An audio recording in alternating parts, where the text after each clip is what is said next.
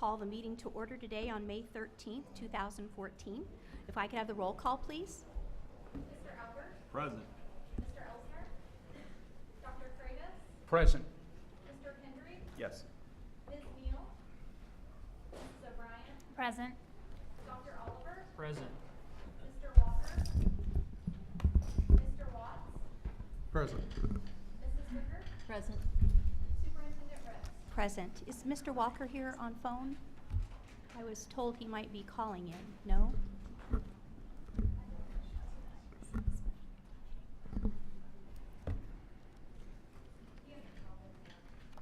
But he is calling in? Oh, he told us he was calling in?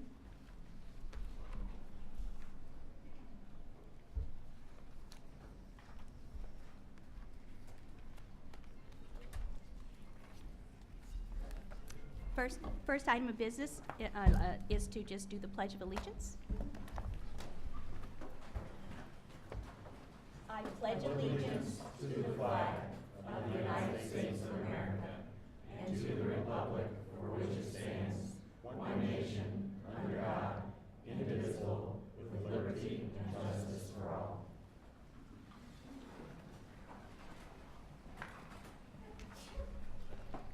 First item of business is the approval of the agenda. Anybody have any corrections? We don't have any minutes to approve today. Next item is the statement from the chair. And I do want to make a statement regarding today's topic. First, I want to thank the board members for their flexibility in setting up this special meeting because I had several children's activities last week, and so that allowed me to make sure that I was able to make those commitments. Our mutual goal of the Department of Education, the State Board of Education, the Indiana General Assembly, and the Governor is to extend our federal ESEA waiver, flexibility waiver for 1 year. We all know the urgency and serious nature of extending this waiver. As an educator, I fully support this waiver extension that allows state and schools to utilize part of their Title I dollars in flexible ways without prescribed conditions of No Child Left Behind. It also allows annual school progress flexibility within our A to F accountability system. We finally received the U.S. Department of Education Part B monitoring report that reflected Indiana's ESEA flexibility waiver implementation from February 2012 to August 2013. When I took office in January of 2013, the waiver was already in place. Since that point, there have been transition of staff and systems put into place to implement the waiver. The monitoring report reflects the status of Indiana's 2-year waiver implementation up to August 2013. At that time, number 1, HEA 1427 had just become law. Number 2, the governor and I each sent a letter to remove Indiana from the PARCC assessment. And 3, we were just beginning the process toward adoption of new college and career-ready Indiana academic standards and assessments. For these 3 reasons alone, it has been known that ESEA flexibility waiver would require amendments. These amendments signify conditions put on our waiver for an extension. The waiver requires serious attention to many aspects that must be monitored and supported. College and career-ready expectations for all students, state-developed differentiated recognition, accountability, and support, and supporting effective instruction and leadership. The department has done its due diligence and takes full responsibility for making Indiana compliant with the waiver requirements. The department looks forward to submitting the necessary amendments and has been in contact with USED regarding our actions for compliance. The department is fully prepared to submit the information needed to receive the waiver extension. You will see today the expertise of the department in executing our responsibilities. One purpose of today's meeting is to outline a process of completion of our work. The department and the SBOE staff have already collaborated to create a timeline for completion with interval feedback from the U.S. Department of Education. And I believe you have at your place that document.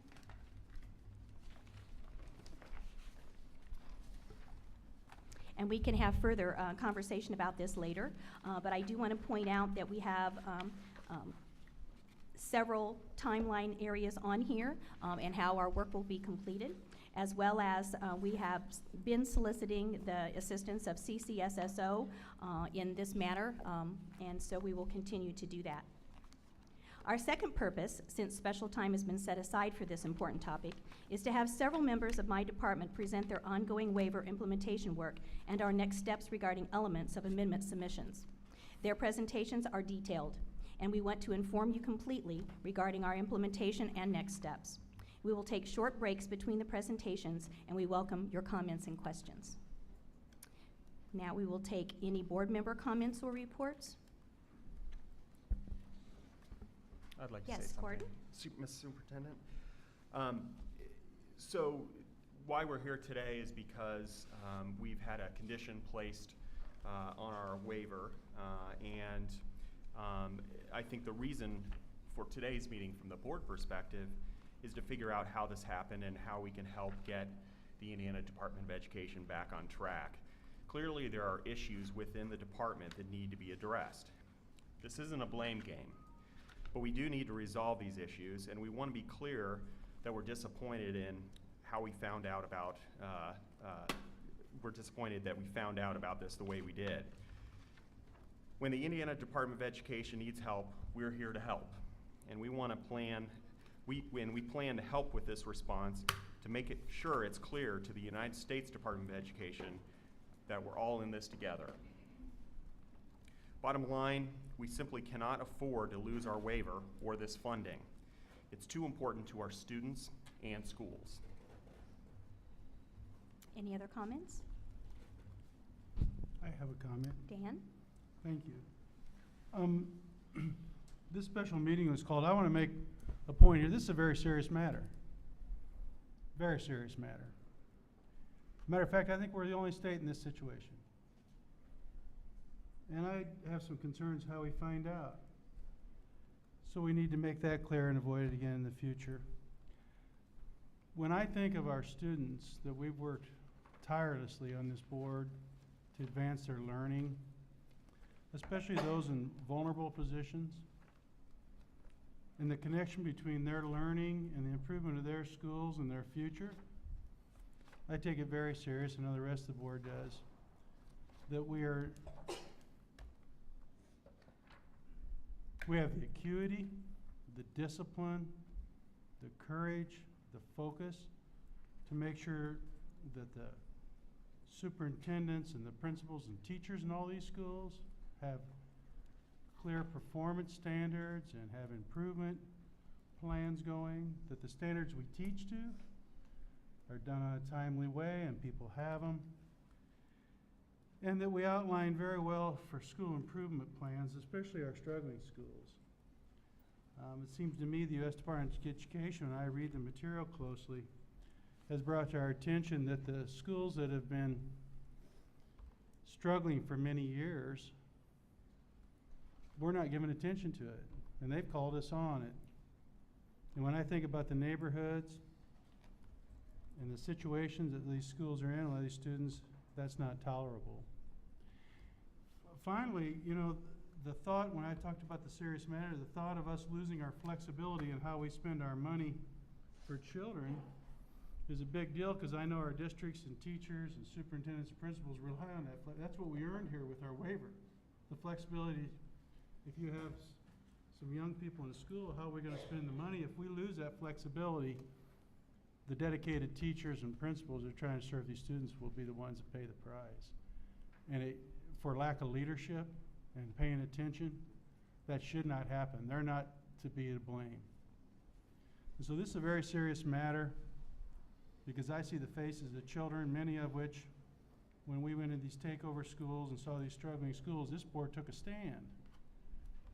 Rightfully so. And then we had a really beautifully constructed and researched and processed waiver in place. Now we seem not to be performing on it. And so when I think of it, Gordon, I appreciate what you said. When I think of it, my eyes keep going back to the face of the children we're to serve. The future of this state, it doesn't have to happen this way. We can manage this a lot better, give better leadership to it. So I want to find out where we're at, why, how we get better in a hurry. Thank you. Brad? Thank you. I want to, first of all, thank my colleagues for setting aside time so that we didn't end up having to try to have a serious discussion about a serious matter coupled in with our regular meeting. I think we agree that this is serious enough that it warranted a special meeting. I really guess I just have a few questions that I want to put out there so that as we go through the process today, perhaps department staff can help inform this and understand it. And one of those right off the top of my head is I'm trying to understand from the department's perspective, what do you need from the board, or what do you perceive the board, or where do you perceive the board having a voice in the governance of what happens to our students? I'm very concerned that as I went back and I've looked at previous meetings since I came on the board in July, there have been a number of occasions where we've discussed the waiver in passing, but nothing to the level of what I reviewed in the letter that was sent to us on May the 2nd and the letter that was dated May 1st. And I guess I look at it from this perspective, having been a former Title I principal and a Title I director in not one but two school districts, I understand what's at risk. I lived for a period of time under two accountability models where we were trying to satisfy Public Law 221 as our state model and attempting to satisfy the federal AYP. Hello? Hello? All right. Tony, are you, we've already begun. Oh, okay. I thought it was 12:45. Sorry. We'll note your presence. Sorry, Brett. That's okay. It's just commenting that as a former Title I principal and Title I administrator, my concern is the loss of potential flexibility. And to kind of put that in perspective, and I will give one number to you that I remember, and this is, keep in mind, I haven't done this role since 2007, but at that time when I was Title I administrator in the Muncie Community Schools, we had a $3.5 million Title I grant. So 10% set aside, if you didn't make AYP for 2 consecutive years, was 10% of that number, which was $350,000. If it would have been 20% set aside, I would have been holding out somewhere between $650,000 and $700,000. I just threw that number out there. I don't know what the number is today, but I just threw out there to help people understand, out of the 300 plus school districts in Indiana, the potential they're facing is the very reality that if we lose that flexibility, those things are currently probably, my guess is being spent on interventionists where it should be spent to help students. And when we lose that kind of flexibility, it's going to have real repercussions. So understanding that aspect of it is why there's such a sense of urgency. And I really want to understand from the department, knowing that, why hasn't there been greater conversation and dialogue with the board, particularly given our statutory responsibilities around evaluation and some of the non-compliance areas. So I'll simply leave it at that for now. I'm sure I'll have other questions, but I'm simply wrestling with, and I think what is central to this conversation, again, comes back to something that's plagued us throughout, and that is what's the role of the board as a policy-setting body, and what's the role of the department as a policy enforcement body. Any other comments? David? That was the exact issue I was going to raise, is our role and responsibility. The role and responsibility of this board is to set policy, to establish policy. It's the superintendent's role and the Department of Education role to take those policies and implement them. And as I read the material, I was looking at whether or not this was a policy issue or an implementation issue. And for me, it looks like 100% of it is implementation. And so while we're here today to assist, facilitate, provide guidance, I believe the responsibility rests squarely on the superintendent as our leader, as well as the Department of Education. We can hear a lot of reports on what has transpired. However, what's really important is to meet the conditions of those waivers. And so I'd be interested, Brad mentioned some questions, how are we going to go about, how is the department going to go about meeting that particular condition as the implementers? So I see our role today as listeners, providing guidance, providing assistance, but it falls squarely on the Indiana Department of Education and our superintendent as our CEO. Any other comments? Seeing none, we have 3 comments, public comments today. J.T. Koopman.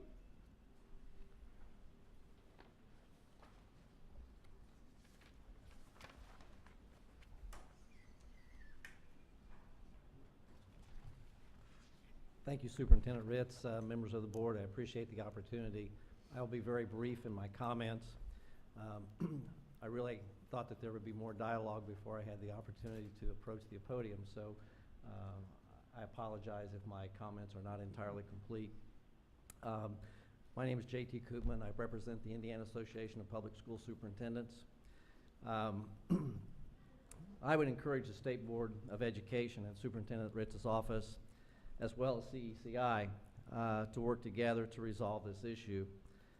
And I think several of you have mentioned that, is understanding roles and responsibilities. And until the roles and responsibilities are fully understood, it's easy to point fingers. We don't need finger pointing. We need people working together for the benefit of the children in the state of Indiana. And I have full confidence in the Indiana Department of Education that their level of awareness of the waiver and the issues will be resolved in a timely manner. I have communicated with State Superintendent Ritz, and she's provided me the assurance that her department is working on this in a very diligent manner and has been doing so since the issue came to light.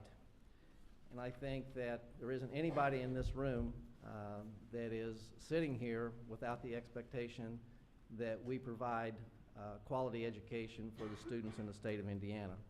And obviously this has the potential for impacting how we carry out those services. But I have complete confidence in you as the State Board of Education.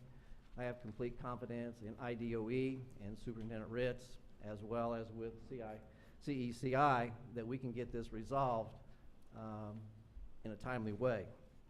I want to go back to say that I think that it's really important. I think Dr. Oliver mentioned the clarification of roles, and I don't think there's anybody sitting here today that wants to blame or point fingers. It's about how are we going to get this resolved in a timely fashion. I'm not privy to what that timeline looks like, but I think we need to understand what the timeline is and try to work backwards from there on getting it resolved so that we don't have any issues or penalties as a result of this. So I'll take any questions if you have any. Thank you. What's your understanding of when this problem came to light, and when did you talk to the superintendent? I met with State Superintendent Ritz about this last Tuesday.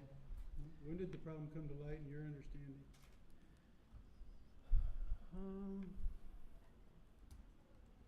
Probably a week and a half ago, 2 weeks. Thank you.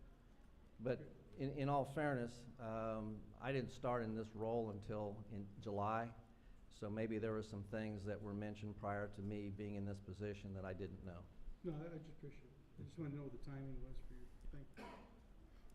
Thank you. Todd Bess?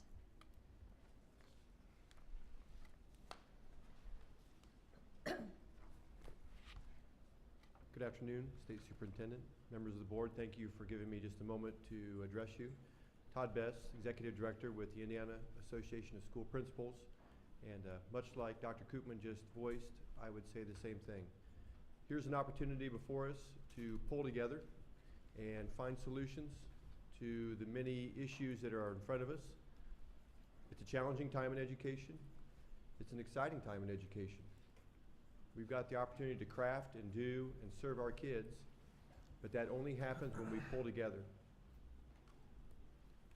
Yesterday we met as a group, and I say as a group, to discuss school discipline in Indiana. There were juvenile justice people there, superintendents, principals, all educators across the state, various associations. How do we solve this issue? How do we have this dialogue? And that's what I would encourage here today.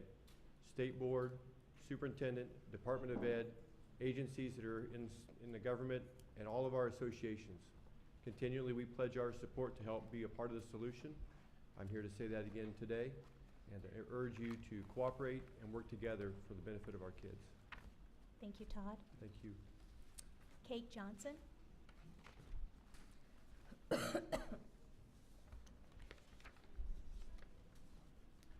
Thank you, Superintendent Ritz, members of the board. My name is Kate Johnson. I'm with Stand for Children. Stand for Children is here today to really just to raise two main points of concern. While we did initially support the continued implementation of Common Core standards, we do fully support the Hoosier standards that were adopted by the board. last month, and we think that that will certainly raise the bar for our kids moving forward.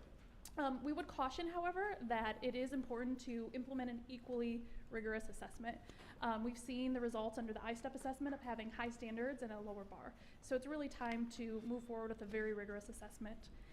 We would also like to caution, although the standards and assessment were kind of the main points under the ESEA waiver letter, that there are several other areas of concern. One that we would like to note is the teacher evaluation implementation. So what Stanford Children has done over the past several months is really review how the model has evolved, how the RISE model has evolved, and we also pulled 6 sample districts to review that were locally developed. And our findings were kind of across the board. The 4 main ones I'd like to highlight for you today is that student growth is not being significantly used to inform the teacher evaluations, nor is it being consistently applied from district to district. Second, the RISE model has evolved great. Yes, sir. I don't like to take you off your presentation. Significantly, what percent did you find are you in the various districts? So, how do they define, mathematically speaking, significant? okay, so for example, and again, our data sample was just 6 locally developed models. On average, they range from 10% to 40%, and there was one district that said that they would use it to significantly inform.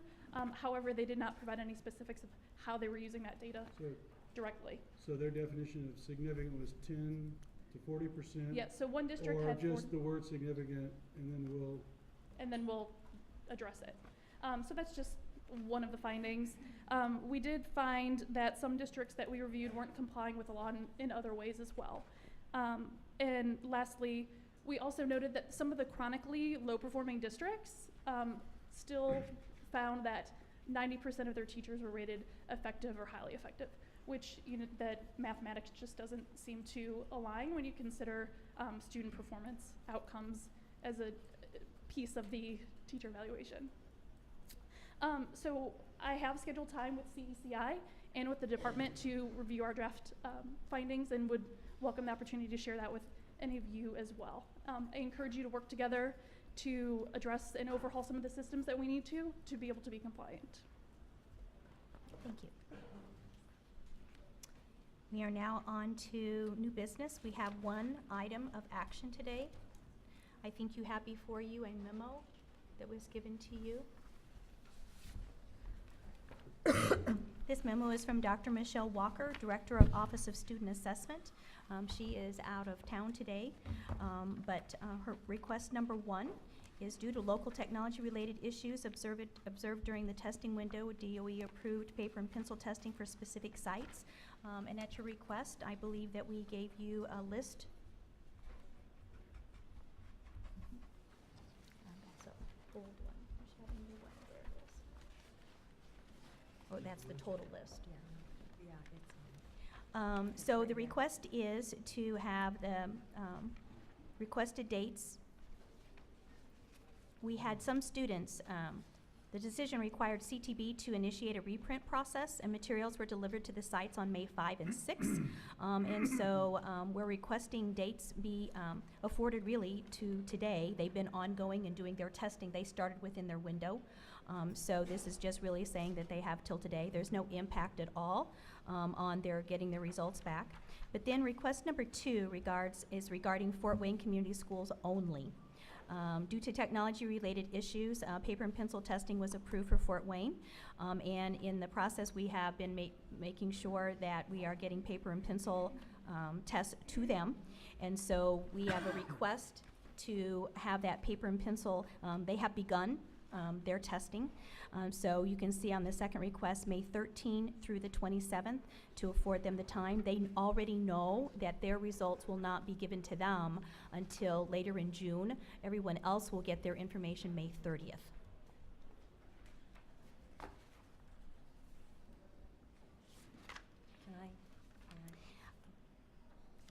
So on the first one, is there a motion to approve the, oh, sorry, Can I Carrie? comment? Yes, you may.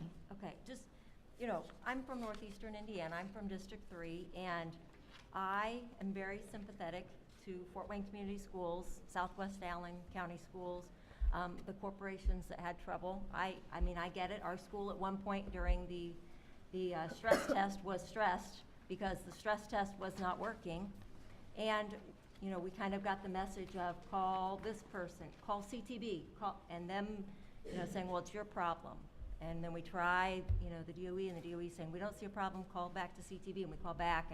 And it's the same kind of comments that I'd heard from lots of teachers in Fort Wayne Community Schools and lots of teachers in Southwest Allen. And Southwest Allen is Dr. Yeager's district. And so, you know, Dr. Yeager, who's the co-chair of the A to F and very well respected, and, you know, his comment, and it's still up on their page, the day they started having problems was to let the parents know that they were having problems.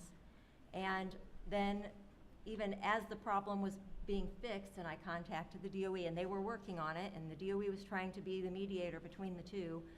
I'm not begrudging the DOE's involvement in trying to help them, but, you know, CTB, you know, comes and tries to help, and Dr. Yeager's comment is, again, that we have lost all confidence in CTB McGraw-Hill and their ability to successfully complete I-STEP testing.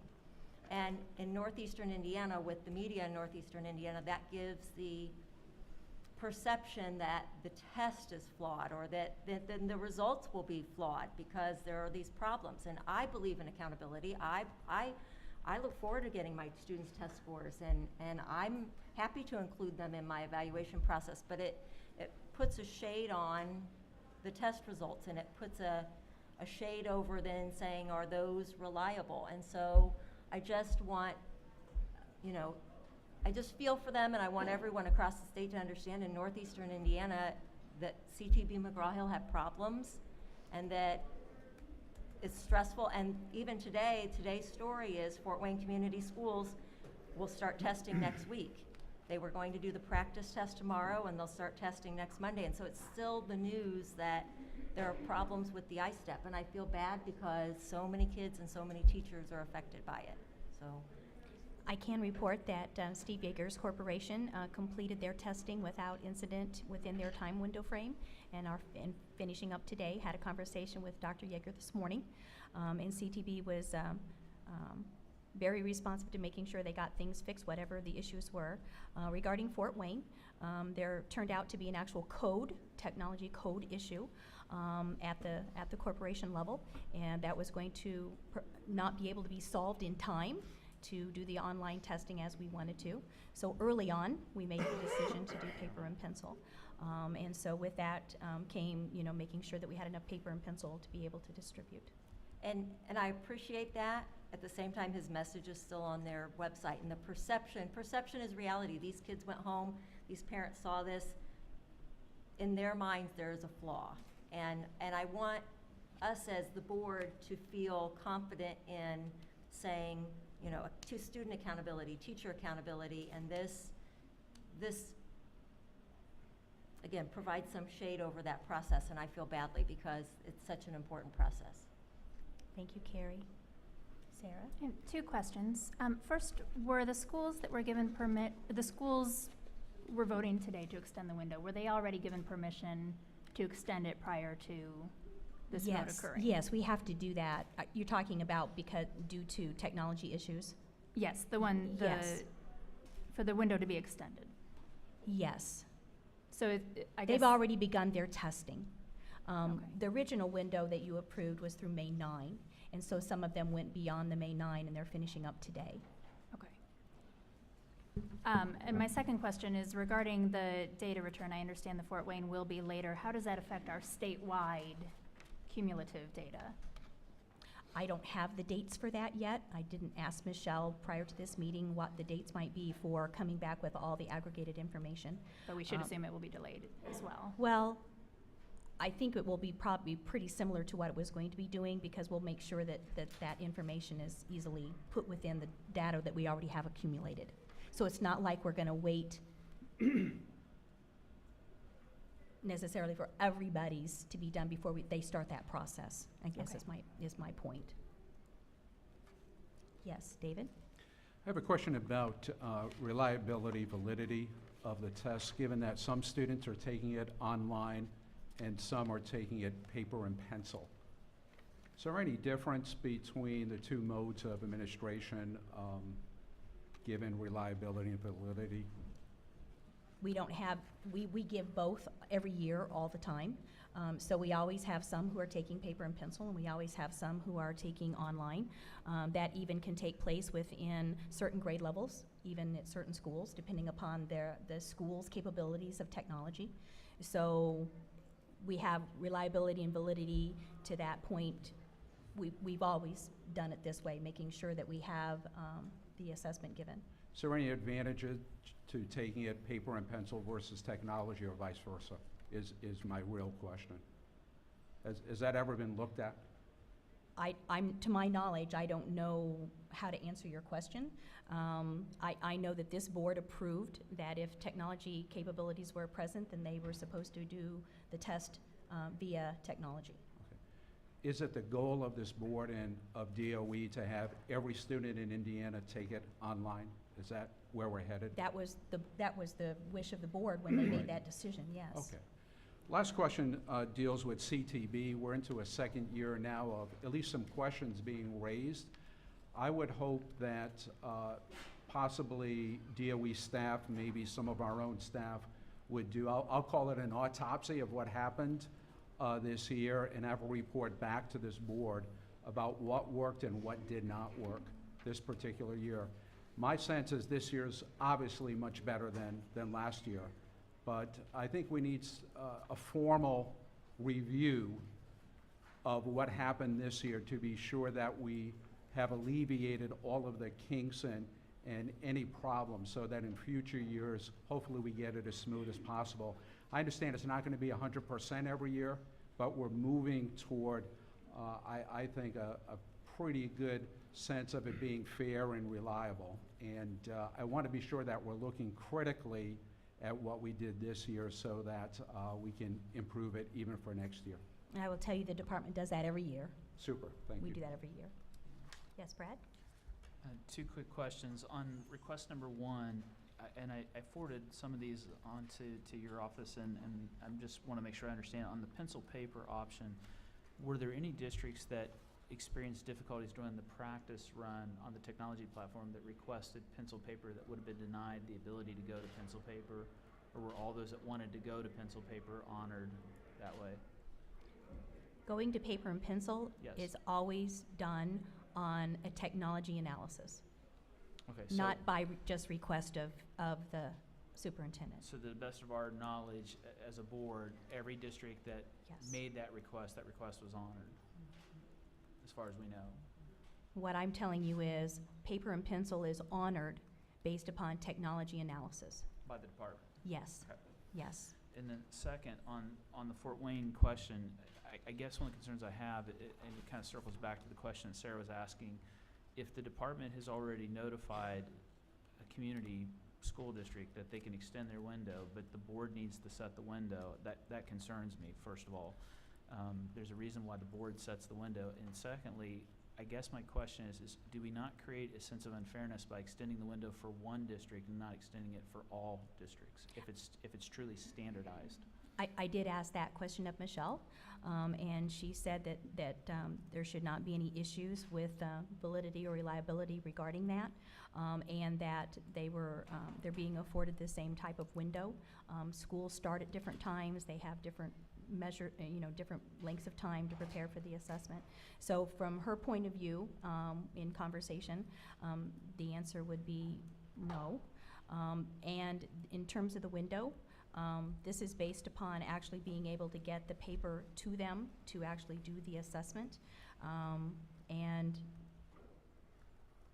I guess there's not much else to say about that. It's making sure that they actually receive the tests.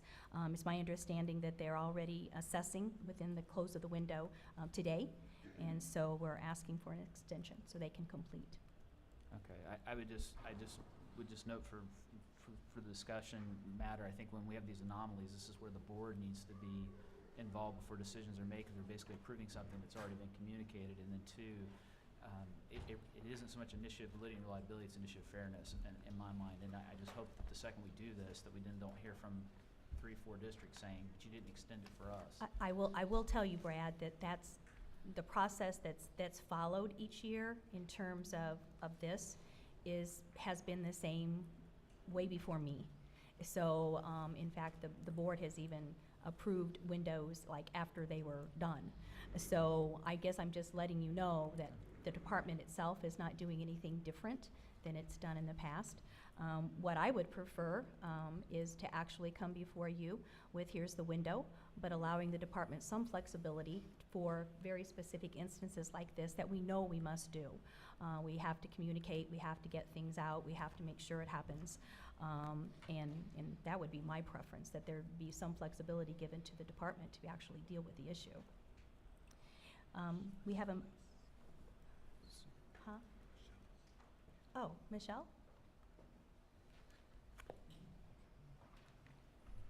I know Dr. Walker isn't here, but I wanted to speak to Dr. Freitas's question.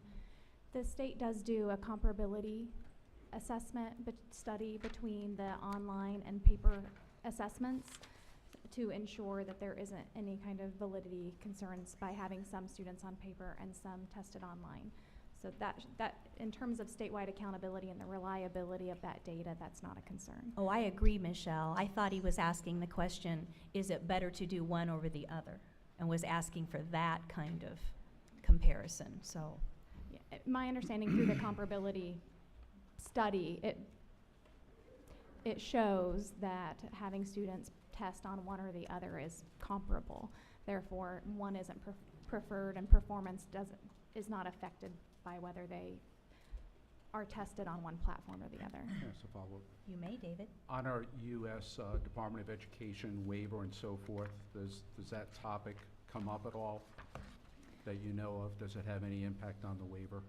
It wouldn't have any impact on the waiver. Again, as Superintendent Ritz described, Indiana has been using the same three-step process to determine who is able to be assessed online versus paper pencil for a number of years. And sometimes during that process, things fall apart if schools don't report disruptions or if communication isn't there in order for CTB to get their techs into the school to make the system improvements to make sure that the schools are able to test online. Thank you. Go ahead, Troy. I would like to say special thank you for all the teachers, the counselors, the test coordinators, and especially the IT departments of all the local schools for the excellent job that they did as problem solvers, as many of the problems were solved in-house and were taken care of so that our kids could test in the window itself. So I'm very proud of the work of the individuals, and I think we need to praise all the professionals in that field because they did a great job. Thank you. So our first motion. May I make one more comment Dan? about the testing?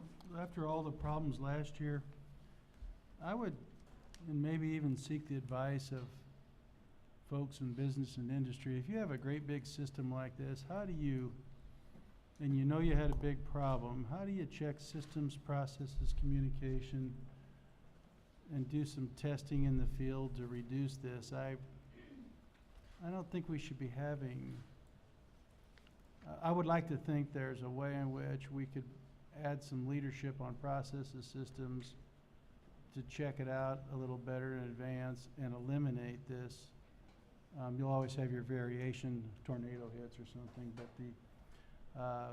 by and large, we should be able to do this.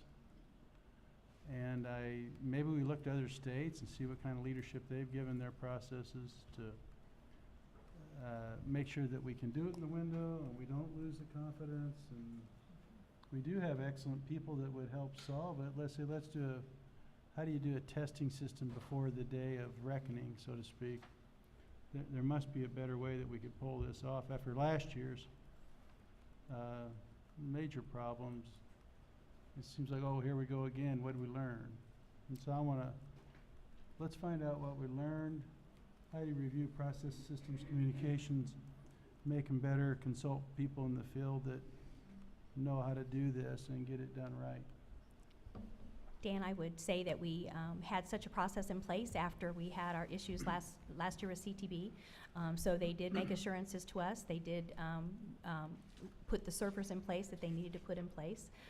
And as a result, we did our due diligence regarding the technology infrastructure.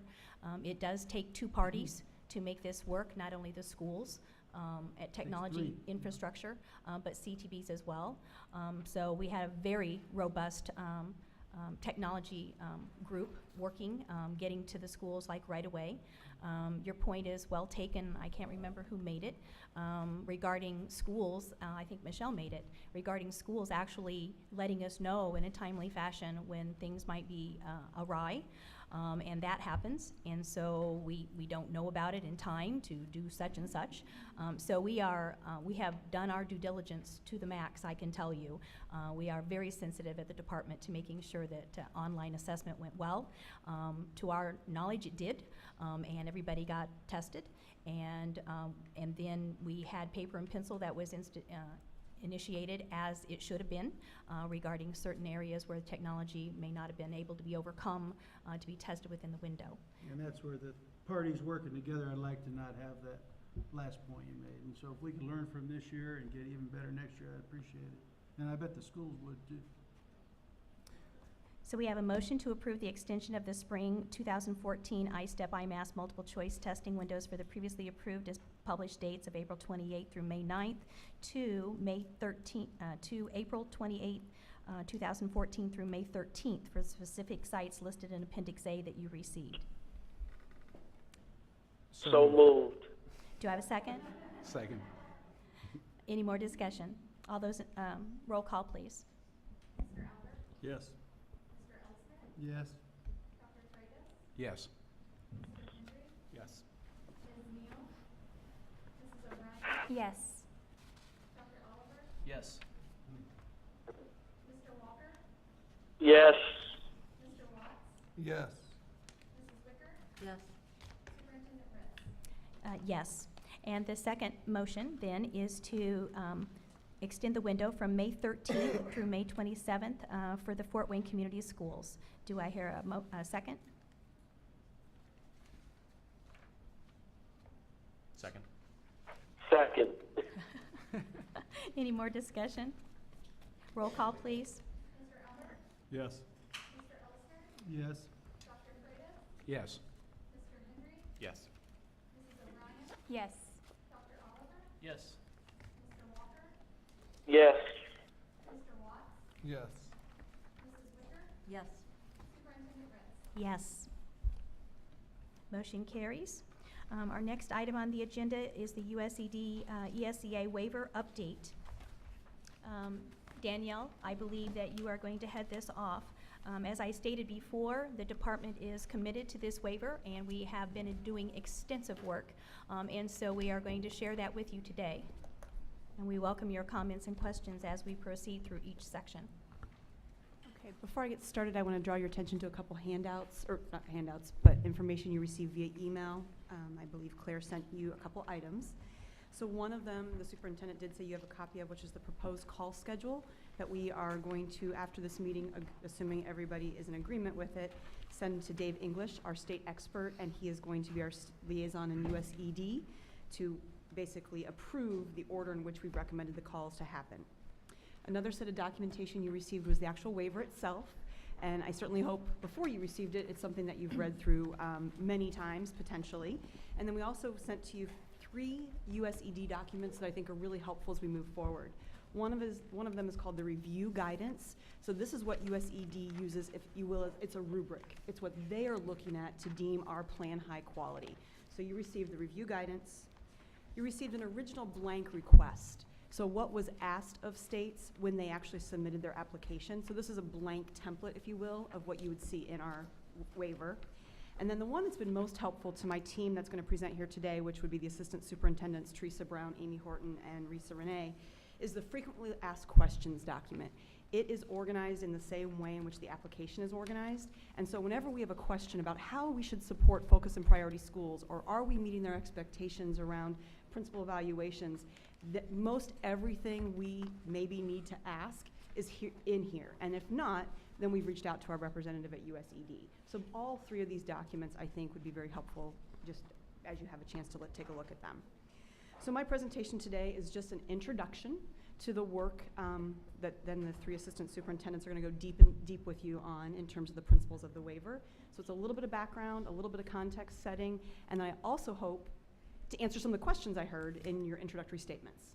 Dr. Oliver? Superintendent Ritz, can I ask a Ritz. question? You may. Thank you. And you may cover this, so if you are, I'll Sure. after I ask the question, I'll be glad to sit tight. But I want to make sure that you cover too, help us understand as a board what transpired from August to today, because I'm afraid we're going to Absolutely. jump right into this deep dive. No, not at all. And, you know, the question in my mind is where did we miss the meeting where we talked about the non-compliant issues that we read about in the May 1st letter? So Sure. if we dive right into this and we jump over that, I'm going to be concerned because I want to understand that walkthrough, because I think that helps us understand in terms of what you're proposing as a possible response in the next 60 days. Absolutely. I think my presentation will cover that. I do believe what you said is true. There's been some misconceptions, and I will answer those questions in my introduction. Dan? I'd like to ask a question about that very specifically, just to kind of a ground. I was reading through the material.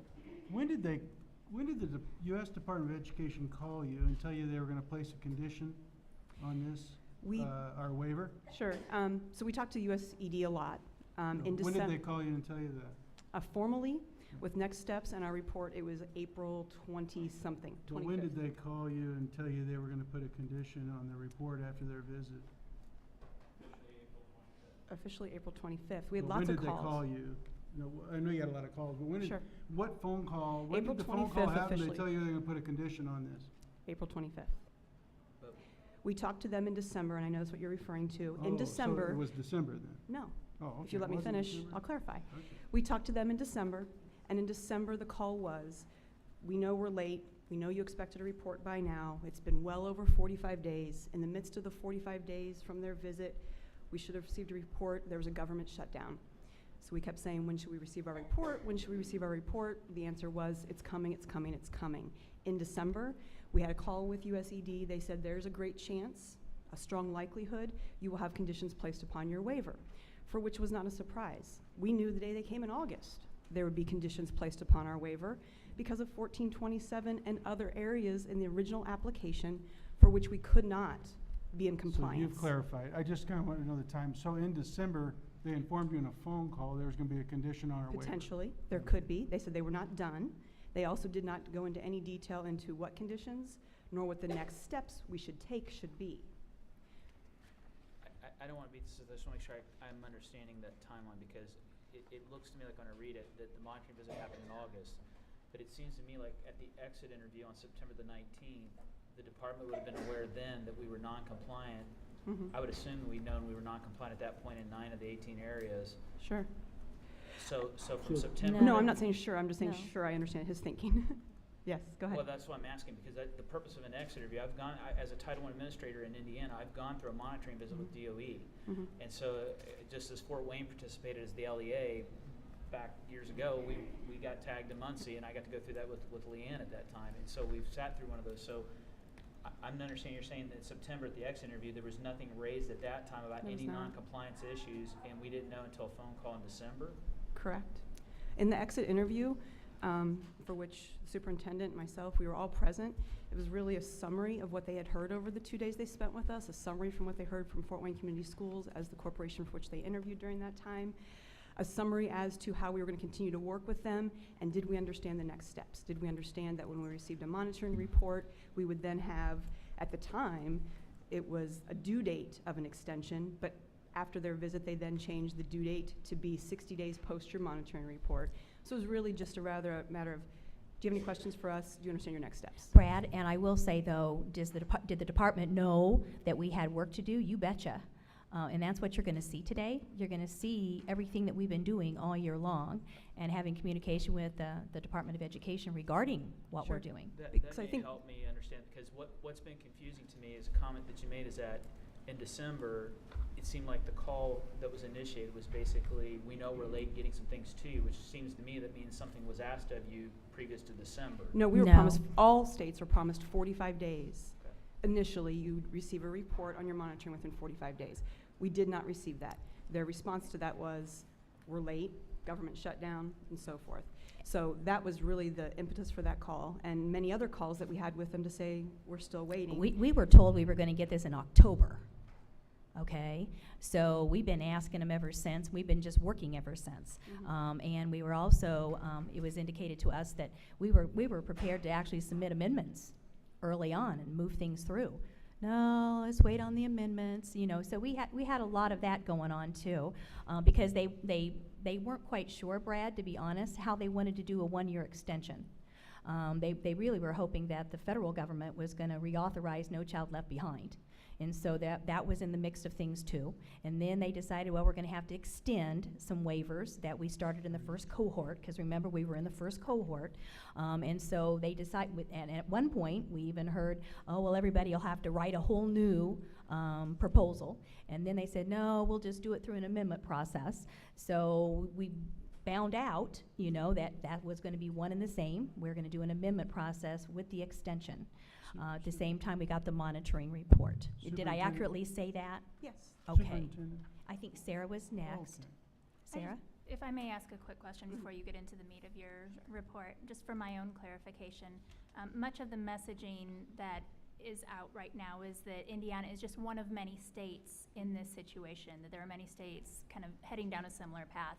My understanding was that Indiana was the only one, though, going from full waiver status to the condition. And I'm just hoping for a little bit of clarification on where we stand, understanding how we relate then to the rest of the states in the conditional category. We are seeking further clarification because if you go onto USED's website and you look up states and you can look up their reports, their monitoring reports, the dates of their visits and so forth, there are many other states that also show condition next to their waiver status. But were they full first, the first time That's through? a little That's bit what we harder need. to dig, so we've reached out to CCSSO, which is the Chief State Council group, to ask them to do that for us, so they haven't been able to complete that yet. But again, so if you just, at first blush, you look, the answer would be no.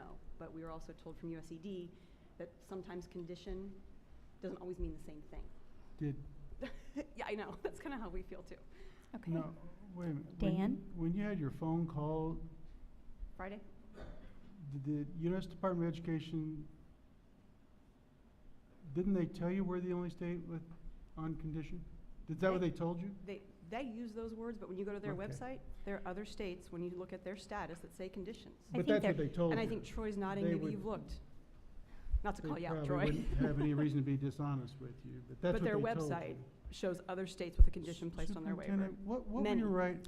It's our understanding. Amendments about?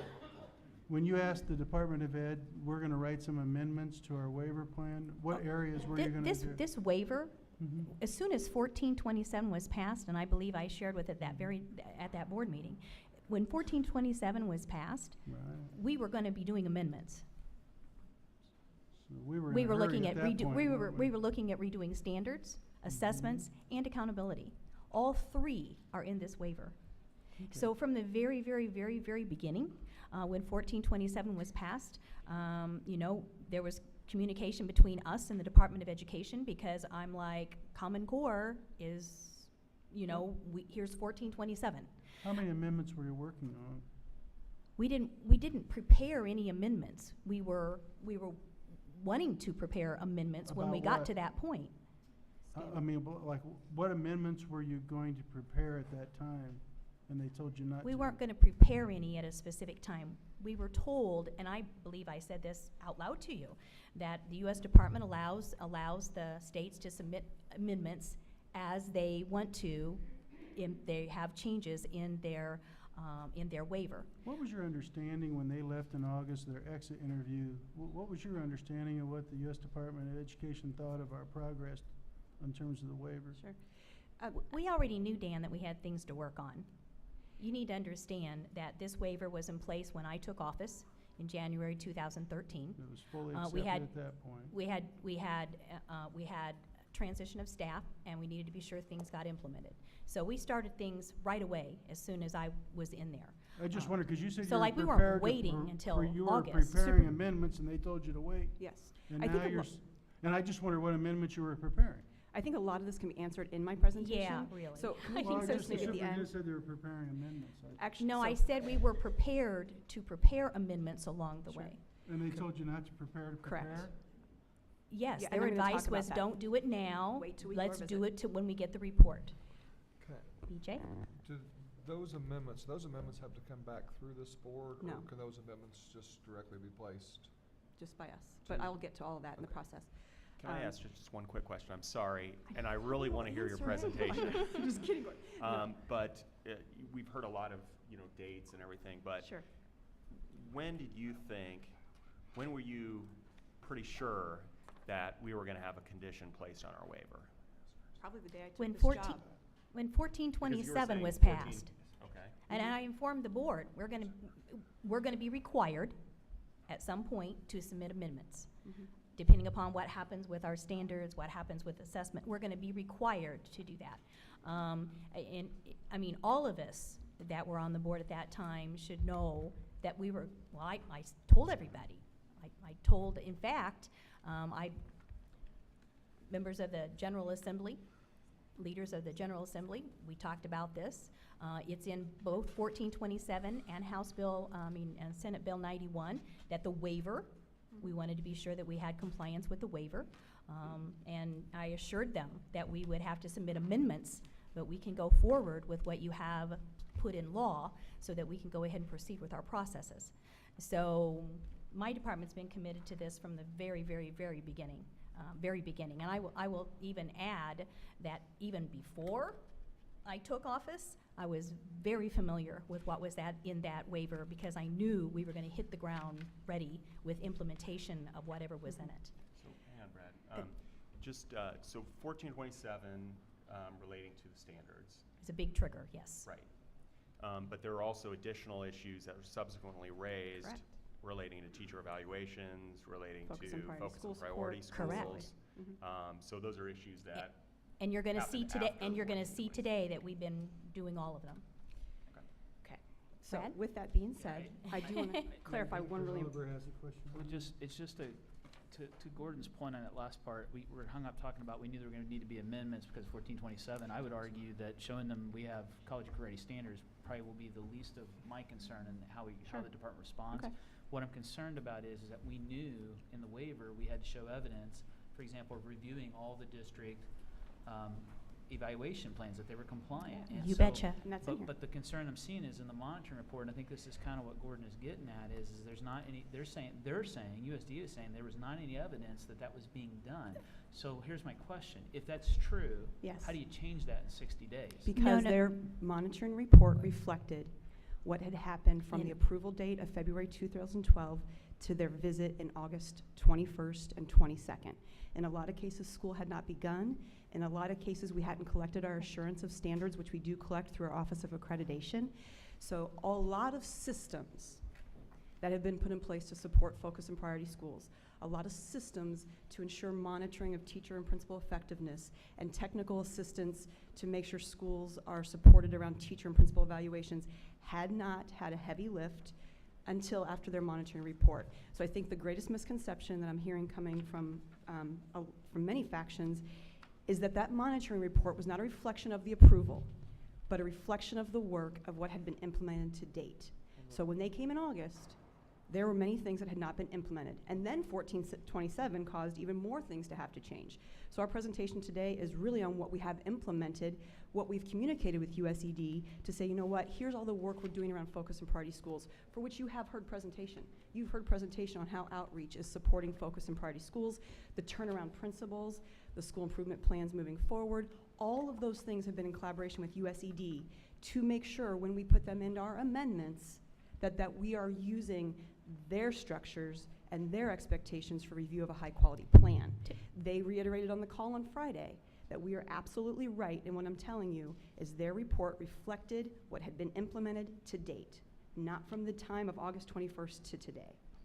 And had we received their report within 45 days, I think we'd have more clarity. I think the fact their report was so delayed makes us wonder, well, why isn't it that their report doesn't reflect the work done to date? Why isn't it their report doesn't reflect all the calls with our USED waiver expert and specialists that they have signed for us to work with?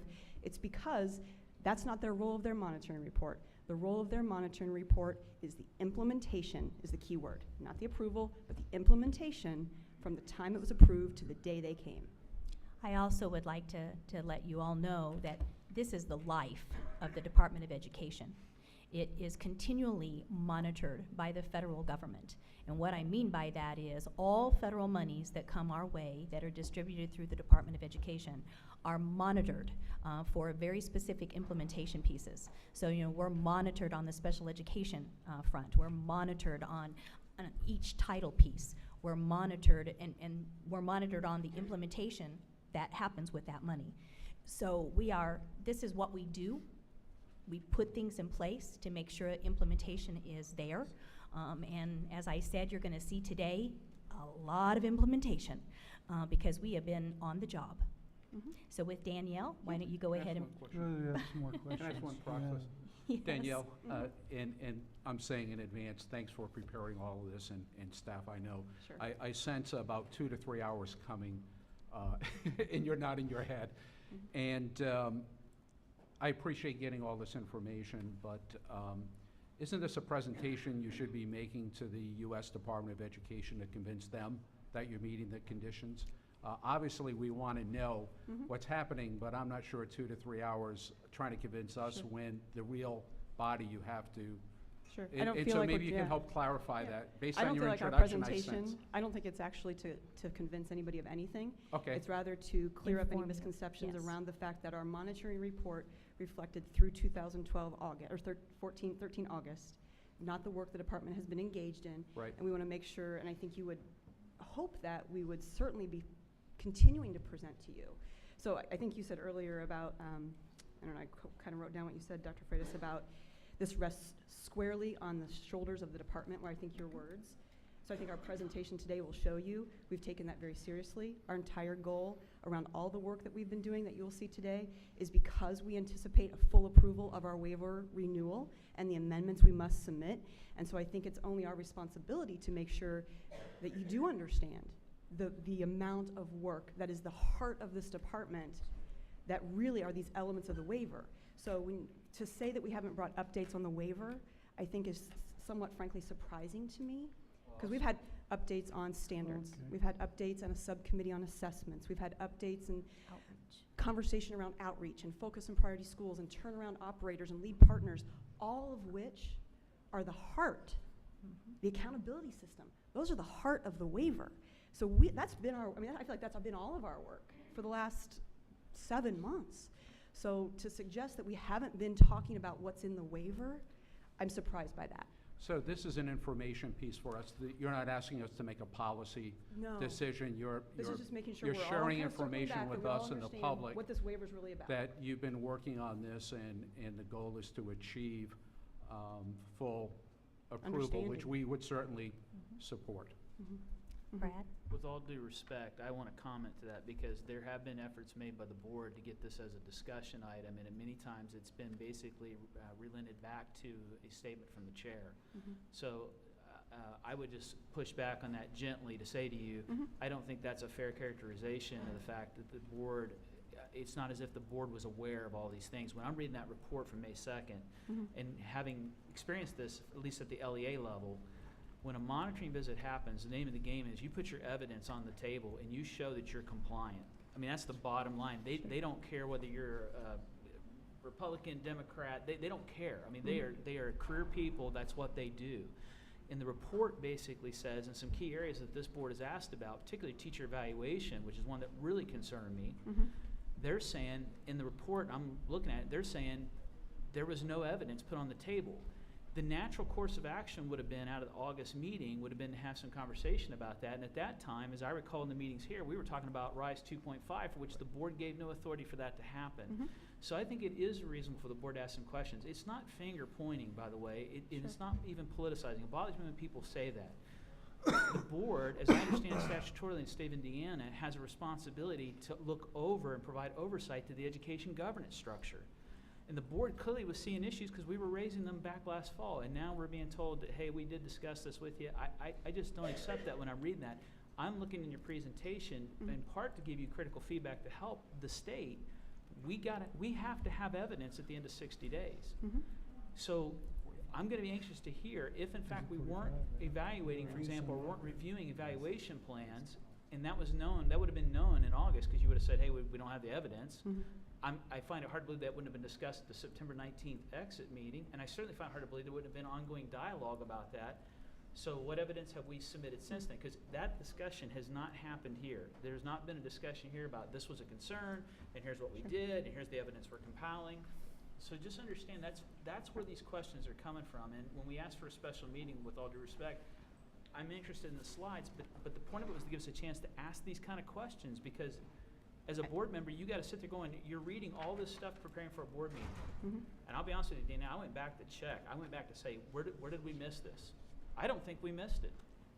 So when Risa, Assistant Superintendent around licensing, presents, she will talk deeply with you around what is implemented, what is maintaining our compliance, what we can say was in the waiver, and what we're doing to maintain compliance moving forward, and what we put in our amendments.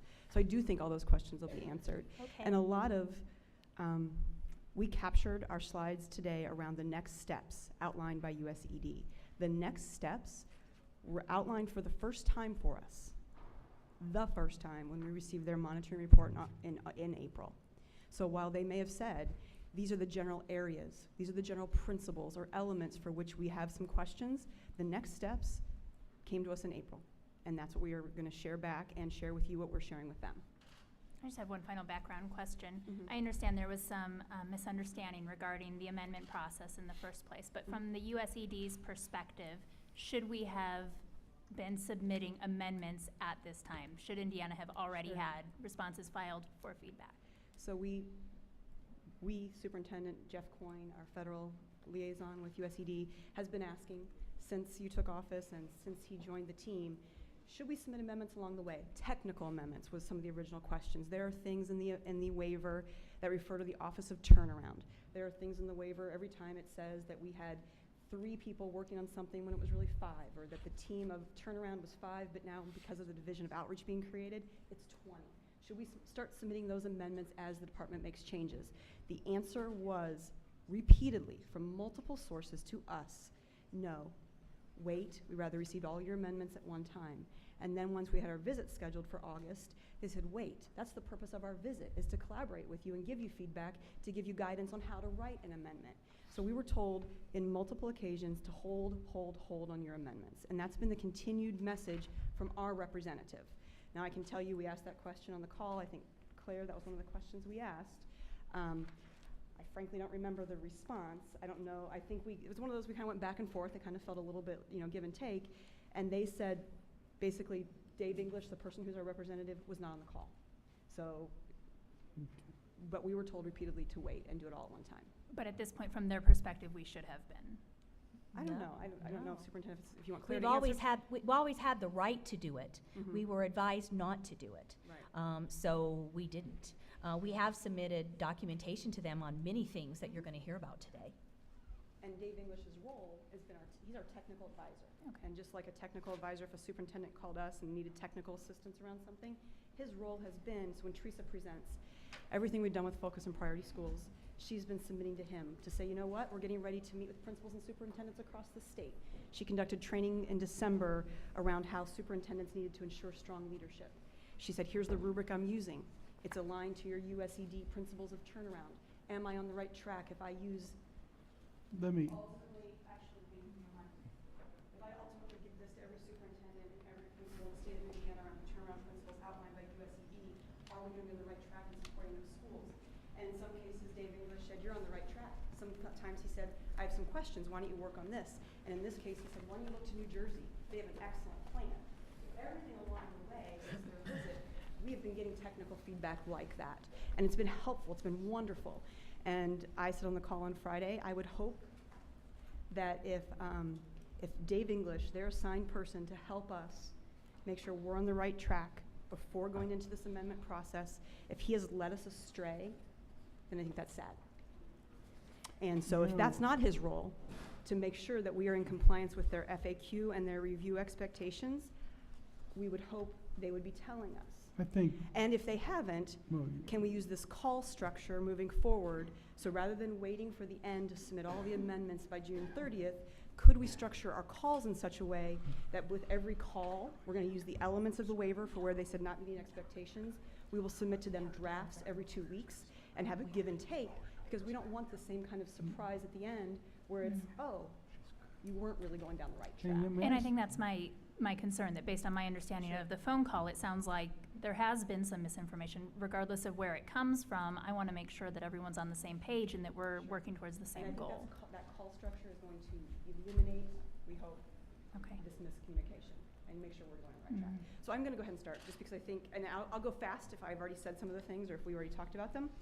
So Superintendent mentioned that we were a part of Cohort 1, and so a lot of the work we've been doing with USED feels like we've been part of Cohort 1, meaning that Indiana was one of the first states to submit an application for flexibility. Indiana was a part of Cohort 1, just an interesting side note, because as No Child Left Behind required for all subgroups to be achieving by 100%, Indiana started recognizing pre-flexibility option, that they wanted to seek flexibility. So again, pre-superintendent, and actually we think it went back many years, that we actually started working with Louisiana and some other states to seek USED support and how can we have flexibility around No Child Left Behind. So Indiana's approval came on February 2012. That approval would have lasted through the end of this June 2014. And then in November, as mentioned, the USED said we will extend for 1 year, so states can apply for a 1-year extension, which is what Indiana's goal is, to achieve a full approval of a 1-year extension. I think we understand this, but just as some background, just in case, the No Child Left Behind waiver primarily provides us with flexibility around 3 areas. The first area is allowing states to utilize its own state accountability system, so therefore in Indiana our A to F system, for the purposes of both federal and state accountability instead of using the AYP system. And we all remember the AYP system had 30 some odd categories. So our A to F system, as you know, doesn't have those. We have what we call super subgroups and so forth. So the flexibility allows for us to do that. The flexibility also allows for Indiana to, at the state level, to allocate federal funds, Title I funds, to support our D and F schools. And it also gives the third flexibility for schools to have flexibility with their local Title I dollars. And I know there's a typo there. The goals outlined for flexibility by USED provide that educators and state and local leaders with flexibility regarding specific requirements of No Child Left Behind, in exchange for rigorous and comprehensive state-developed plans designed to improve educational outcomes for all students, close achievement gaps, increase equity, and improve quality of instruction. And I think it's important to note, because a lot of the monitoring expectations by USED are around subgroups. And not only how are you meeting the needs of all students, but specifically talk to us about how you're meeting the needs of special needs learners. Talk to us how you're making sure your second language learner students and families and parents and community understand the waiver expectations. So when they talk about monitoring and they talk about outreach and family and stakeholder engagement, they not only want to know what you're sending out to local corporations, but how are you differentiating it for all those subgroups? Again, achieving the goal of No Child Left Behind. The waiver is organized into 3 broad principles, and it's outlined here as their goal is stated. Flexibility is intended to build on and support the significant state and local reform efforts already underway in critical areas, such as, which is Principle 1, transition to college and career ready standards and assessments. Principle 2, differentiated recognition, accountability, and support. That's where we have our accountability system, our focus, priority, and reward schools. And then evaluating and supporting teachers and principal effectiveness. As part of being Cohort 1, we've had the privilege of having more of these monitoring options than other states have, because again, being first means you're first. And so with that being said, I think it's important to note that monitoring of all federal programs, as the superintendent pointed out, happens. And it's either in desktop format or it's on on-site format. Because Indiana under Part A, our monitoring was desktop, which meant we submitted some things to the United States Department of Education. They sent some feedback. It was very soon. It was June of 12, so we were approved in February. June of 12, we were their pilot state for Part A monitoring. So we submitted some things, they gave us some feedback. And then Part B monitoring, we were one of the, again, being in Cohort Group 1, we were one of the first couple states to be chosen for on-site monitoring, which is what happened here in August. And I also want to note, this is what we do as an SEA with our LEAs. Any federal dollars, we are required to do on-site and or desktop monitoring. So it's a structure that exists with this flexibility waiver and in a lot of other places. The waiver itself, as I have mentioned, is designed around 3 principles, but it's also designed with this SEA systems and processes overlaid, if you will. This is how I picture it in my brain, that Whether we're talking about standards, or we're talking about assessments, or we're talking about the accountability system, or teacher and principal effectiveness, they want to know, how are you monitoring it? How are you providing technical assistance? How are you making sure the locals understand it and communicate it to their different subgroups and different family stakeholder groups, as well as how are you collecting data around each one of those? So they kind of capture that under SEA systems and processes as a separate thing, but it really isn't different than the 3 elements within the principles. Does that make sense?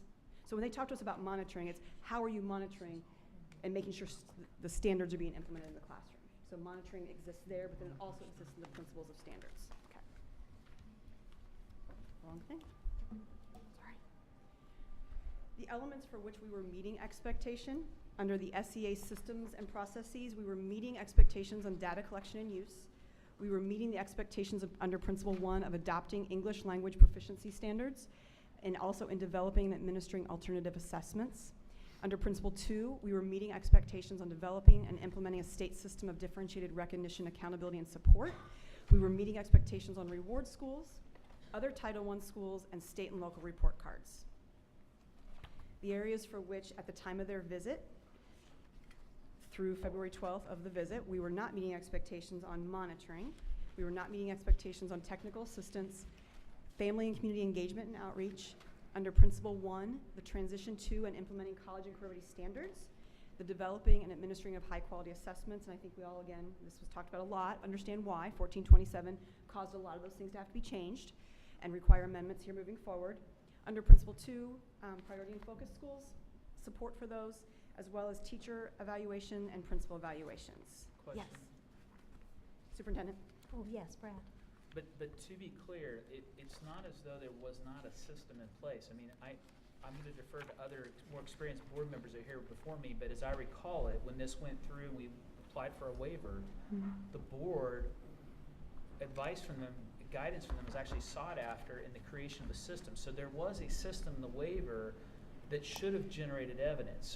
So when you're saying that those systems got flagged as non-compliant, what it says to me when I read that report is the system either broke down somewhere or there was evidence collected. I have a great example for you. So what happened? Yeah, I can give you a great example. So for example, Office of Turnaround. Office of Turnaround was written about in the waiver. It said that the Office of Turnaround would support the turnaround principles, and school districts and leaders would understand how to ensure strong leadership and how to remove a principal, let's say in a D or F school, when they couldn't ensure the principles of turnaround. Those things were laid out in the waiver, okay? When our team came on board, it said there was 5 people in the Office of Turnaround. There was 0 remaining. Many of them left. The superintendent, from, like she said, the time of her campaign, always saw that the way to support schools in the most strong way, specifically in this area, was to be the creation of outreach. So, created outreach, hired 20 people instead of 5 that went down to 0 when we took office. So now the Division of Outreach has 20. They needed to come up with systems to adhere to the turnaround principles, and frankly, I can tell you, there was no work, no communication, and I hope my colleagues in the field who are principals and superintendents can tell you the first time they heard about turnaround principles, the federally outlined turnaround principles, was when Teresa Brown took office, created the rubrics, and came and trained everybody. So to suggest that the promises that were made in the waiver had been acted upon is not true in many areas. So when USCD monitoring from January to August? there was some monitoring, but when the superintendent took office, I can tell you there was no people left, and monitoring still had to be done. So quickly, they assembled some people here at the Department of Education who kind of worked in that world, and we sent them out to do just some monitoring. But did they have rubrics, and did they have tools, and did the schools understand for what they were responsible for in these turnaround principles? No. So But Brad, did we have to comply? Brad, your We real tried. question is, were there systems actually in place to implement what was in the waiver? Did it produce the evidence? And when I came on board, the answer is no. Okay, The answer is no. I have a couple questions. You hired the outreach folks. What goals and objectives and key performance indicators did you give them to perform on these focus schools? Dan, we began on the waiver with all the monitoring processes that we had to You- put in you- place. That's what we're doing. The turnaround office is closed. We hired these outreach folks. What? To do this work. What specific objectives and key performance indicators did they have And we would be able to just give that to the U.S. Department of Education, say, we have a very focused plan, they have objectives, where are We they? did, Because I Dan. asked for those, Dan? long time ago. The work of the outreach is to do what you're going to see here in a moment. Where's their goals and objectives that we To would implement- report? to That would be implement- the good amendment. Dan, It it's is to an excellent implement, amendment. it's to implement everything we're here in the waiver. But we don't need everything. What we need is the turnaround schools. And the U.S. Department of Education is telling us that we're not dealing with that issue. And you said, well, what I did was, we didn't have a good department, so I put outreach coordinators, and they're supposed to be dealing with these focus schools. And I'm asking what goals, objectives, key performance indicators that these outreach coordinators have to make sure the turnaround schools were getting the focused attention. I think when Teresa presents, it'll be very, very, It- very it clear. will, it will. Then let's move to another subject. On the RISE issue. I was here on the board. We're going to get to each one of these. I know, but I don't want to talk about he said, she said. I want to get to the key issues. Because it could be 3 or 4 hours. I do want to understand this, and it should be very clear to everybody. Sarah, you were on the board. These systems in RISE were piloted, they were used, people were trained. And now the U.S. Department of Education is very concerned that we're not giving proper assessment and professional development. And that system was in place, it was very well in place, and it was piloted, discussed, and we worked with the professionals in the field. And you unilaterally, Superintendent, changed it without board approval, with another form of RISE. And I think what we're talking about is, well, the department said this, I think we're missing the boat here.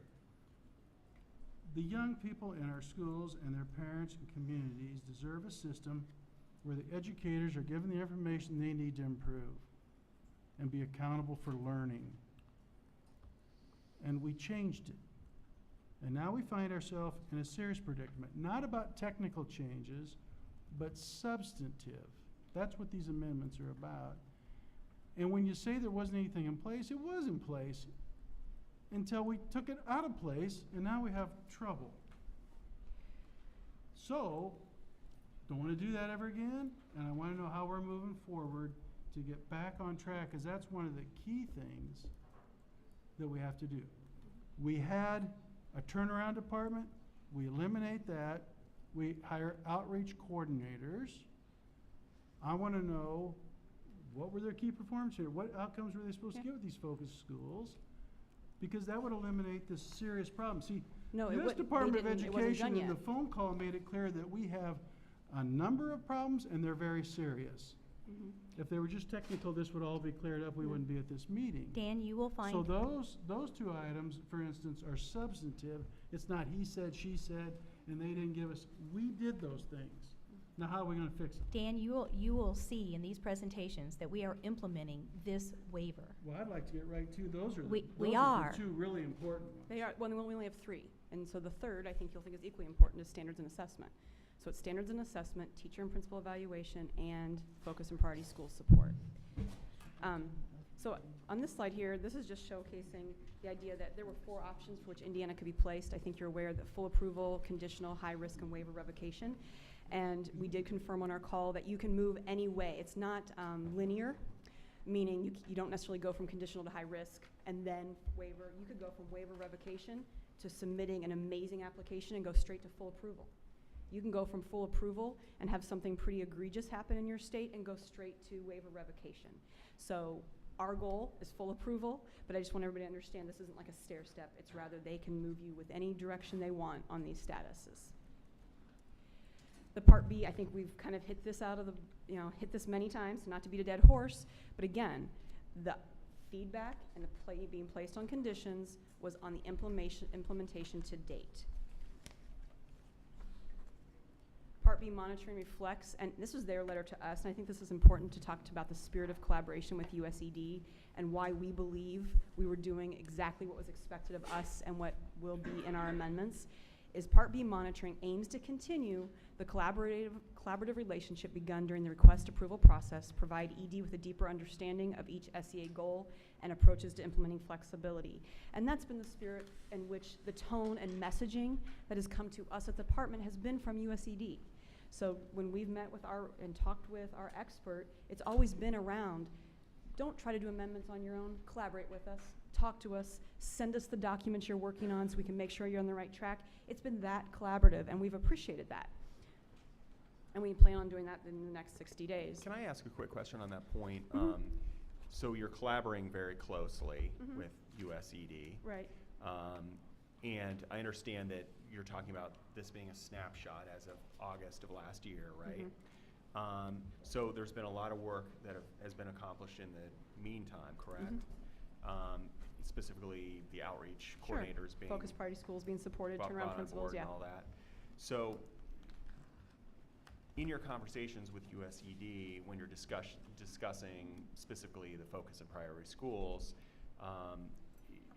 and you're explaining the program relating to outreach, the outreach coordinators and so on, what has been their feedback, since last August? Have they, and does that give you a high degree of confidence that you're going to get a full approval specifically on that Sure. point and other points? But has that collaboration with USED given you that confidence that what you're doing Yeah. relating to outreach coordinators and so on, we're in good shape? What's been Sure. the feedback? It's given me such confidence that I felt really compelled to, on the call with USED on Friday, to kind of call them out on it and say, you know what? We have been led to feel confident because of the person you've assigned to us to seek technical support from. So again, like I mentioned, when Teresa and their person were talking about focus and priority schools, and they said, you're on the right track, maybe you should look here at New Jersey's plan for this area.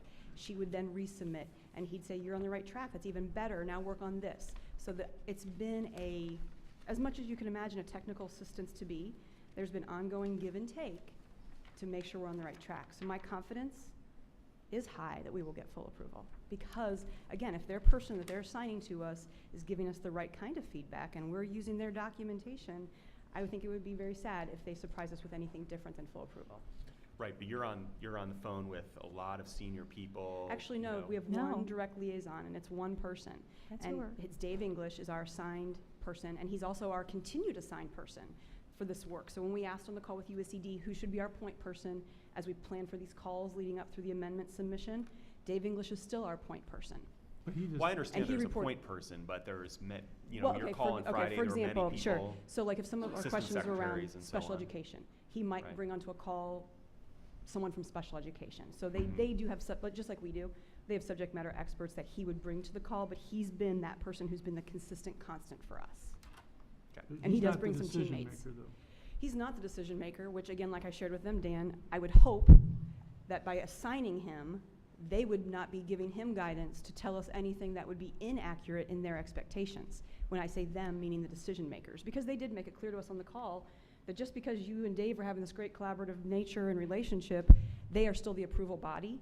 And my response to that would be, again, if they're the approval body and he's their directive person to work with us, I would hope that they're in sync. Well, And I'm that's why, sure and they if are they're on not, sync. and if they're I'm sure not, they're on I hope sync. this call process is going to, because his role in these calls is not only to be our technical person, but to invite, in their terms, the right senior leadership on each of the calls. Well, I have to think they're on point, or they're on, in sync with, your contact, the point person, but also the, assistant secretaries and deputy assistant secretaries that you're talking to. And those were on the call on Friday. And I know that Secretary Arnie Duncan of the Department of Education has talked to our superintendent, so And suggested the I call have format. to feel I that mean, there is, Superintendent Arnie did that together, so. there's not gonna be a disconnect. Superintendent, may I Yeah. ask a question?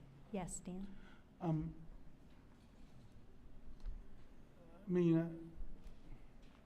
So I hear that we've been in conversation, everything's going swimmingly well, but we find ourselves in a singular position of having a condition placed on what was fully waivered state. And in their statement on the phone call, I believe, Claire, maybe you could help me clarify this. We are in this singular position because we have many and serious problems. But I'm hearing, oh no, our liaison, everything's going well, we're getting this all worked out. So you can imagine as a board member how you see certain things in writing and you say, this is not good. And then I hear today that, oh yeah, we've got this going on fine. And what was the nature of the phone call? May I ask Claire? How did you, is everything fine or we have serious, many problems? Which is the reality? As a board, I just would like to know when we walk away here, is it a serious problem? And are there many problems? Why did they put us in this condition? Or is everything going well and we'll just submit a report in a few days and we'll have her done? I think we all received the update from the phone call. What was your take from it, for the board's perspective? As you saw in the summary, the U.S. Department of Education did communicate that this was a serious situation and that Indiana was unique in having a condition placed on its waiver due to implementation under what was a full approval of the waiver in 2012, February 2012. I would like to reiterate, though, the comments from J.T. Koopman and Todd Best and also Danielle, that I think we need to focus on what do we need to do to fix this in the remaining 48 days. We have a lot of work that we need to get to. But yes, it was characterized as a serious situation. Claire, would you also agree, though, that it was about the implementation to date of August, not the implementation nor the conversations we've had with them since that time? That's correct. They said they had not officially received any documentation or evaluated any information submitted to the technical liaison, so they could not assess whether or not Indiana was indeed on the right track. But wait a sec, you're having all these conversations, and so maybe they're not receiving amendments or things in writing and so on, but if you're... It's our issue, I think it's their technical person working here, and they're saying they don't even receive those things till it's complete. Is that correct? Would you agree? Meaning the approval team? Yes, they said that the person that Danielle's referencing is their guide and liaison, but he is not the person who makes an assessment about the quality or sufficiency of the documentation submitted. Well then, if we could take that premise and say, what are the most serious things? There are many serious things, many and serious. What are the many? Get the serious, and what are we doing to get ready? Then that would be the point. And that's our goal. But we have established that platform. There are many serious, we're in a singular position. And Dan, all that's acknowledged, and we want to get to show you what it is that we've been doing. Okay, let's go right to that. Okay. What we're going to do. I think you Actually, probably I think could go skip your Actually, I was pieces. going to say the timeline, I think, is important just real Sure. quickly. So tomorrow, we will submit the hierarchical call schedule. And I use the word hierarchical as a term of actually, we looked at it from our perspective, which areas of not meeting expectations should go first. So we will start those calls with USED on May 16th. They will be about every 3 days through the June 6th date. And again, so it's one topic per call. So I think our first call is around the issue, I don't have the schedule in front of me, on teachers, thank you, teacher and principal evaluation. So within 2 weeks, we'll submit to them some draft forms. What So did they are. say about that issue? What did they We say? have that to show you. Yeah. Every 3 days, so the first one's going to be about It's teacher the schedule principal you have. evaluation. Yeah, it's the schedule you have in front of you. Danielle? So assuming they accept that schedule, those calls will commence. Yes. Thanks for allowing the question. These phone calls, I want to be sure that it's an important thing that someone else mentioned. You're talking to the technical assistant, not the No. decision maker. No. In this And situation, this he- issue's come up several times about the disconnect between a technical assistant from U.S. Correct. Department of Education. And we pointed that out to and them. the decision makers, and we can point it out to them. No, they and suggested he will make sure the right people are, their words were, Dave will make sure the right senior leadership is on the calls. Super. So that connotes to me as a board member that in these discussions, when you go through each of these 3 areas of concern, that by the end of that call, you'll have a pretty good sense if we're getting approval or not. That was our And expectation. What's the mechanism for reporting back to this board about the results or outcomes of each of those phone calls? I welcome your comment to that. So we're having these calls every 3 days. And within 2 weeks of each call, we will submit to them a draft. We will also submit to CCSO a draft for feedback because they do this work in a lot of states. So they're going to give us feedback. They're also working to support us. I guess it would be up to you how you'd like. And on that call, I guess maybe this could be the most helpful information, would be that there is a point person of your board staff who's also going to each of those calls, as well as members of legislative leadership staff, because we also we want to avoid this continued kind of miscommunication. So right now the call is going to be the Department of Education staff. Jeff Coyne and I will be on every single one of the calls. Dave English will be on every one of the calls, as well as leadership he gets to come based on their opinion. Yeah. So I guess to answer your question, it would be how you would like to use your state board staff member to make sure that they are making you aware of what we're hearing on the In my call. email to you, I suggested that there be a weekly update on the progress, unless that's something that you don't think you could Well, get going, Claire. this isn't a policy matter. No, it's an And so this implementation. isn't within our role or scope or purview. We are to provide oversight of it. And so any direct involvement from my perspective would be inappropriate. Okay. That it's an implementation Mhm. issue, it's up to DOE, sole responsibility to get this fixed. Exactly. And so certainly I want to be informed, Mhm. but participating in this would exceed the role of my role as a board member. So maybe the suggestion of That a is weekly true. update. That is true, and so in my initial email to you, I suggested that we have regular calls set up, that we have work that is being done, that we have a weekly update that is sent to you regarding the progress, and then if we needed a special meeting for some reason, that we would call that. So we're open to keeping you totally informed, and we have a lot to inform you about today.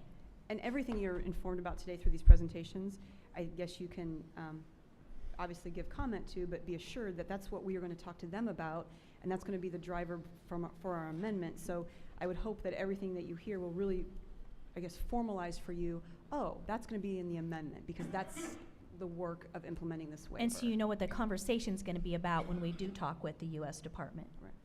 So now, we're going to take just a 10-minute break. Okay. And to use the restroom. And we're going to come back and listen to and ask questions regarding high-quality plans for principle number 1, Correct. which is standards implementation, standards and assessment, and it gets into subcategories of English language learners and special education. Correct. 10 minutes. So I'll see you here at 2:20.